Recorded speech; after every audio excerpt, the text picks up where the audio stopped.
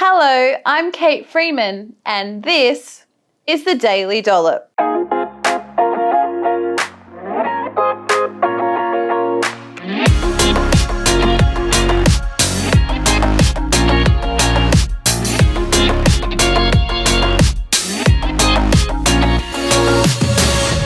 On this episode of the Daily Dollop, I am going to encourage you to not start a diet today. We're going to look at a study conducted during the COVID-19 pandemic on how stress affects your food choices, and I'm going to talk you through some practical strategies that you can implement to ditch the all or nothing approach.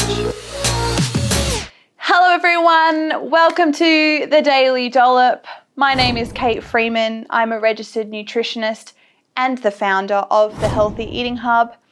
And fun fact about me is I grew my second child on Coca-Cola. So I had really, really bad morning sickness for both of my pregnancies. I vomited my guts out. Morning, noon, night. I vomited in curbs along the road, in rubbish bins, bushes. Look like a crazy drunk person, but it was just morning sickness. And one of the only things I could stomach with Carter was Coca-Cola and iced coffees actually as well. And so he's grown on that. So no guilt associated with that when you have got morning sickness, literally. Just get something into your body and then you will be fine. If you had morning sickness, my sympathy goes out to you and it will be over very soon. Hang in there. Well, on to today's show where we're looking at don't start a diet on a Monday. It's Monday today. It is Motivated Monday. Most people are feeling pretty motivated come Monday morning, particularly if you're planning on starting a diet today. You probably ate all of the junk food in the house last night, being Sunday. You had your last hurrah and you drank some wine and you ate a lot of food because today you're waking up and you got naked and you did a wee and you jumped on your scales and you're like, today's the day. I'm losing weight today. It's my moment, my time. It's my time to shine. However, what happens is yes, you start motivated on a Monday, but often by Friday, you find it's all over and you're telling yourself that you will start again next Monday. Most people who have been on this dieting cycle will actually report that every time they embark on some kind of restrictive eating pattern, that they actually end up putting weight on over time rather than losing it, which is what they're trying to do. And the messages out there in the media and social media, the woo that I like to call it, actually means that you feel compelled to try a diet each time rather than taking a more sustainable and realistic approach. Because the woo says that there's these special rules that you need to follow or that you have to stick to the protocol perfectly in order to get results. And so diets by their nature demand all of us. And so we have to focus all of our mental energy in sticking to the diet so that we can get the results. And of course, when we can't stick to it perfectly, then we're second guessing ourselves. Have we been good enough for it to work? If we can't follow all the rules, what's the point of it? And so then what happens is we give up. But because we were being so restrictive is that we then swing to the other extreme, and often that's followed by overeating. And the very nature of an all or nothing approach means that it's all well and good to feel motivated in the moment to stick to the all. And there are plenty of times throughout the week when you probably feel like you can stick to it. And social media almost glorifies people who portray that they've stuck to these strict, rigid things, and we put them on a pedestal and worship them as having these great character traits because they stuck to this perfect diet and they were able to do it all. But the reality is that one, that's probably not real, and two, they sacrificed a huge other proportion of their life in order to be able to stick to that all. And I would argue whether they did all in the first place, but because we all demands perfection and perfection is not actually possible, then we spend the majority of the time in the nothing. And the nothing is often binging, overeating. It's riddled with food guilt, stress, shame, disappointment, disgust, frustration, and it's a really, really horrible place to be. And we're always sort of loving the idea of waking up Monday morning and thinking, no, this time it's going to be different. But what I'd love you to do this Monday is to not start your diet, is to ditch this all or nothing approach. And what I want to discuss in regards to that is the truth about making food choices. And so food choice is actually not very simple at all. It feels simple. You know, we just have a food in front of us. Oh, it looks good. We want to eat it. But that's because all of the programming in your brain that goes on behind that food choice happens without your conscious thought. But there is a huge amount of things that go into you making a food choice. We like to choose what tastes good. We like to choose what's available. We choose what's familiar. Price affects our food choice. The healthiness of the food affects our food choice.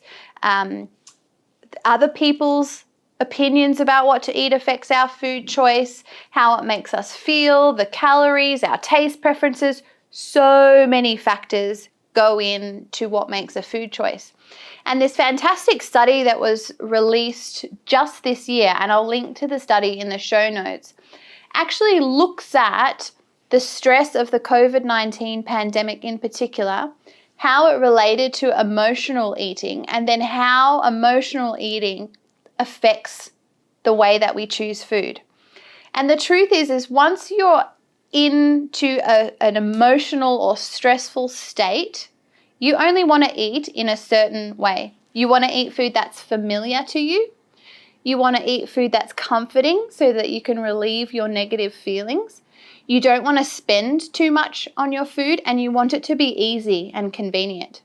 Now, if we think about particular diets out there, and I'm talking fad diets, and fad diets by definition, I'm going to actually read out a definition of fad diets, is a special course of food to which a person restricts themselves either to lose weight or for medical reasons. Is that if you're trying to stick to a particular diet that has very strict rules or a particular meal plan from a program, is that food is often not satisfying, so it doesn't make you feel good. You're left feeling hungry and unsatisfied. It's often not convenient. It takes a lot of time for you to prep. It's often not cheap. You're buying ingredients that you hardly ever buy, and you're probably buying more foods than you normally have to buy. It's not familiar. A lot of people find that they're following a diet, they're cooking recipes that they've never cooked before, foods that they've never eaten before. Lots of discomfort. And studies show that when you're in a state of stress, that you don't want to make food choices that are unfamiliar, uncomfortable, inconvenient, and don't make you feel good. And so by their very nature, you are always destined to fail when you're on a diet, because stress and emotion, particularly in 2020, is extremely difficult to avoid. And unless you have a high amount of control over your circumstances, there will be things that will pop up out of your control that will result in stress and ultimately affect your food choices.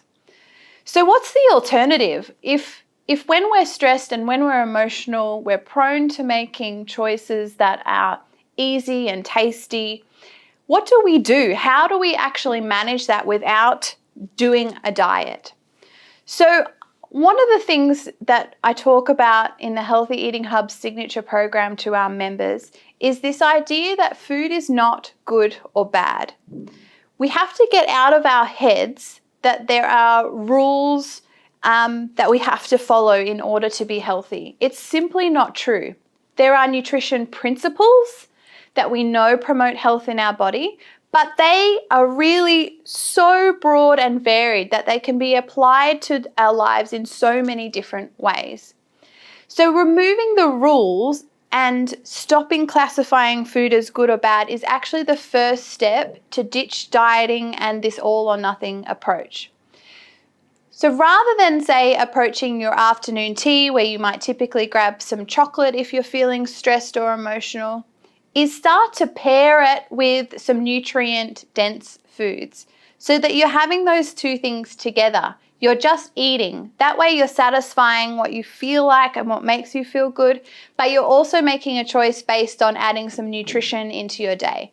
One of the favorite things that I love to do, particularly when I'm feeling emotional, is melt some chocolate down and drizzle it over a whole punnet of raspberries and then enjoy that. I know I'm going to get some nutrition, I'm eating some lovely whole foods, but I'm also combining it with something that I really love and is what I'm feeling like. Sometimes when I'm feeling tired and stressed, I want takeaway pizza, and there's this absolutely fabulous place near my house that does these really big New York pizzas. One of the key things I do is I always serve a side salad with that pizza. When I do that, I get to enjoy the ease and convenience and the satisfaction of a carby, cheesy pepperoni pizza with half a plate of salad. It means that I only end up eating one slice instead of two, so I halve my calorie intake, but I get to enjoy the experience of having an easy, tasty meal. I don't put labels on it. I wasn't a bad person for eating that pizza. I just enjoyed it. And adding the vegetables in helped me fill up and added nutrition into my day. It really starts to break this all or nothing. All or nothing means that you either stick to this perfect, healthy salad that you didn't really feel like, that was expensive and difficult to make. Nothing is eating a whole plate of pizza. Finding the middle ground is thinking, you know what, I just need something easy tonight. I'm going to get some pizza and I'm going to do half a plate of salad with it so that I can get in some nutrition. I'm going to leave you with this final thought about ditching the all or nothing approach if you're finding it challenging. Sometimes we need to think about the drive and desire as to why we want to try these drastic diets in the first place. And there is generally just a lot of pressure on us to lose weight and to attain this perfect body. It doesn't help you if you're constantly scrolling through the media, social media, and you're seeing these lean, toned, perfect bodies. You're bombarded with those images all day. Sometimes you need to do a little bit of a media detox so that you're not surrounding yourself with these ideals that are just unattainable for the majority of us. So, 2 things I want you to do today, this wonderful Monday, instead of doing a diet, is start to pair some lovely whole foods with your favorite foods so that you can start to ditch that all or nothing approach, and give that old social media feed a little bit of a detox.